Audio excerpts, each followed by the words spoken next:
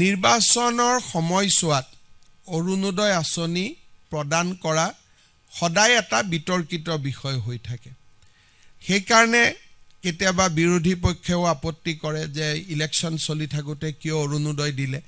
আমি যাতে বিতৰ্কৰ ঊৰ্ধ্বত থাকিব পাৰোঁ, ফেব্ৰুৱাৰী মাহৰ 20 তাৰিখে অসমৰ প্ৰতিগৰাকী অৰুণোদয় হিতাধিকাৰীক বিহুৰ উপহাৰ হিচাপে আমি আগতীয়াকৈ 8,000 টকা দিম।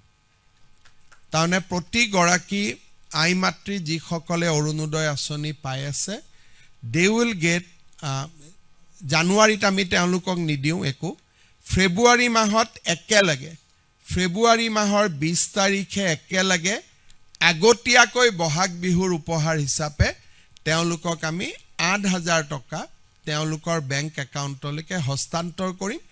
তেতিয়া আৰু বিহুলৈকে তেওঁলোকে সুন্দৰভাৱে তেওঁলোকৰ বিহু পালন কৰিব পাৰিব।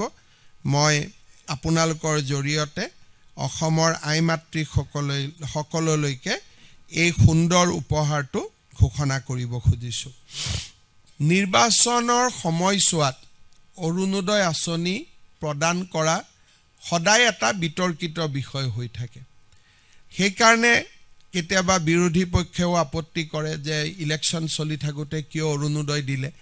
আমি যাতে বিতৰ্কৰ ঊৰ্ধ্বত থাকিব পাৰোঁ, ফেব্ৰুৱাৰী মাহৰ 20 তাৰিখে অসমৰ প্ৰতিগৰাকী অৰুণোদয় হিতাধিকাৰীক বিহুৰ উপহাৰ হিচাপে আমি আগতীয়াকৈ 8,000 টকা দিম।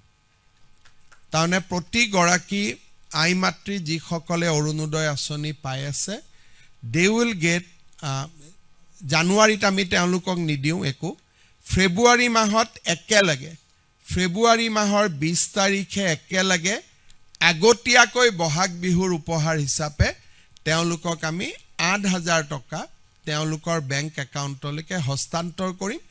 তেতিয়া আৰু বিহুলৈকে তেওঁলোকে সুন্দৰভাৱে তেওঁলোকৰ বিহু পালন কৰিব পাৰিব। মই আপোনালোকৰ জৰিয়তে অসমৰ আই মাতৃসকললৈকে এই সুন্দৰ উপহাৰটো ঘোষণা কৰিব খুজিছোঁ। নিৰ্বাচনৰ সময়ছোৱাত অৰুণোদয় আঁচনি প্ৰদান কৰা সদায় এটা বিতৰ্কিত বিষয় হৈ থাকে। সেইকাৰণে কেতিয়াবা বিৰোধী পক্ষেও আপত্তি কৰে যে ইলেকশ্যন চলি থাকোঁতে কিয় অৰুণোদয় দিলে।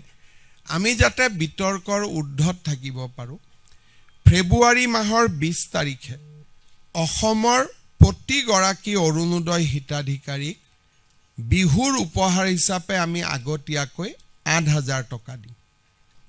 তাৰমানে প্ৰতিগৰাকী আই মাতৃ যিসকলে অৰুণোদয় আঁচনি পাই আছে, দে উইল গেট, জানুৱাৰীত আমি তেওঁলোকক নিদিওঁ একো, ফেব্ৰুৱাৰী মাহত একেলগে, ফেব্ৰুৱাৰী মাহৰ 20 তাৰিখে একেলগে আগতীয়াকৈ বহাগ বিহুৰ উপহাৰ হিচাপে তেওঁলোকক আমি 8,000 টকা তেওঁলোকৰ বেংক একাউণ্টলৈকে হস্তান্তৰ কৰিম।